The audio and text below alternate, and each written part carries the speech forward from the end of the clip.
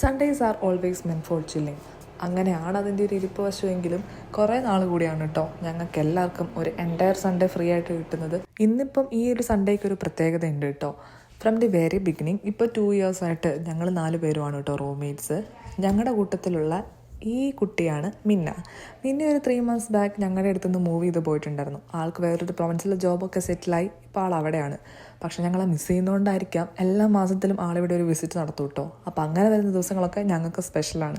അപ്പോൾ നമ്മൾ ഫുഡൊക്കെ ആക്കി വീട്ടിൽ തന്നെ ഇരുന്ന് ചില്ലിയോ അല്ലെങ്കിൽ എല്ലാവരും കൂടെ പുറത്ത് പോയി നല്ലൊരു ഡിന്നർ കഴിക്കുകയോ അങ്ങനെയൊക്കെയാണ് നോർമലി ചെയ്യാറ്. ഇന്നിപ്പോൾ ഒരു സൺഡേ ആയതുകൊണ്ട് നമ്മളോർത്ത് ഐശ്വര്യമായിട്ട് അങ്ങ് പള്ളിയിൽ പോയിട്ട് തുടങ്ങണം. അങ്ങനെ ഞങ്ങൾ പള്ളിയിൽ പോയി കുർബാന കഴിഞ്ഞ് ഇതിപ്പോൾ ഗ്രോസറി മേടിക്കാൻ പോയതാണ് ഈ കാണുന്നത്.